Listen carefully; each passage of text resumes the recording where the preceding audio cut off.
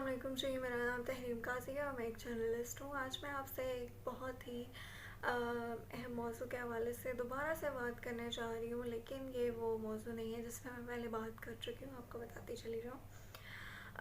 آج کا جو ہمارا موضوع ہے جس پہ ہم بات کریں گے وہ نوجوان نسل کا سب سے ہی پسندیدہ ترین موضوع ہے، اور اب وہ موضوع کیا ہو سکتا ہے؟ وہ ہے جی لڑکا اور لڑکی کی فرینڈشپ، ڈیٹنگ۔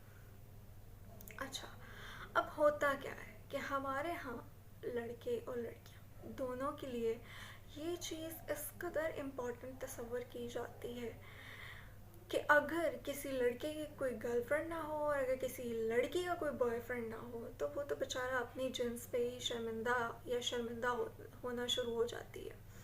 تو اب ہے کیا مسئلہ، کیا ہے بیسکلی تو یہ ہماری وہ نیڈس ہیں جو کوئی سائیکولوجیکل ہیں اور پھر فزیکل بھی ہیں۔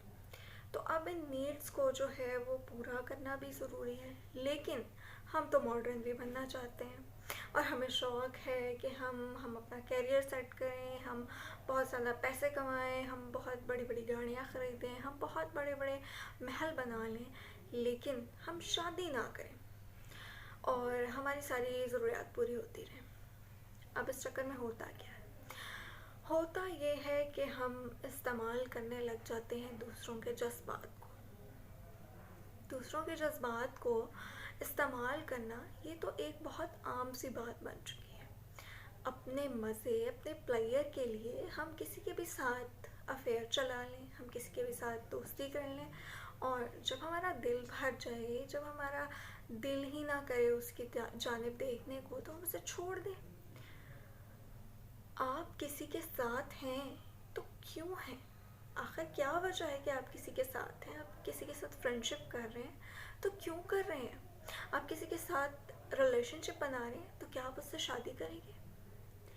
اگر نہیں تو آپ کو کیا حق پہنچتا ہے کہ آپ کسی کے جذبات کو اپنے پرسنل پلیئر کے لیے استعمال کریں؟ اس دنیا کا گھناؤنا ترین ایکٹ ہے یہ کہ آپ اپنے مزے کے لیے کسی کے جذبات سے کھیلیں۔